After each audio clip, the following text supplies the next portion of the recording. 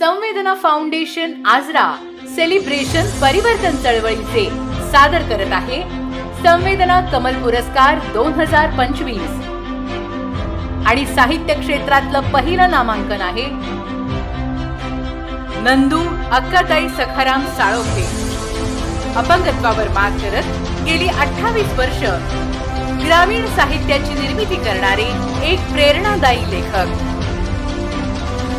पुढील नामांकन आहे श्री सदानंद पुंपळ।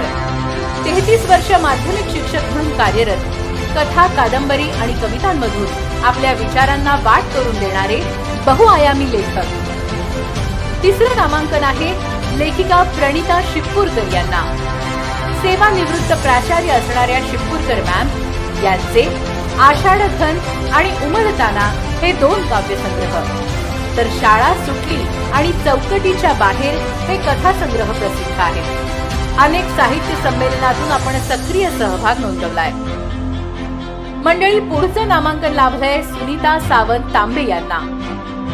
सागर रेड्डी नाम तो सुना होगा ही त्यांची गाजलेली कादंबरी। राज्य शासनाचा वाङ्मय पुरस्कारही त्यांना मिळाला। कथाकथन, वक्तृत्व, काव्य, निबंध, संहिता अशा अनेक क्षेत्रात सहज मुसाफिरी करणाऱ्या प्रतिभावंत लेखिका म्हणजे सुनीताताई।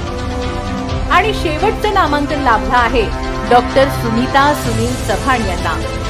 वैद्यकीय सेवा आणि संवेदनशील लेखन यांचा संगम म्हणजे डॉक्टर सुनीता।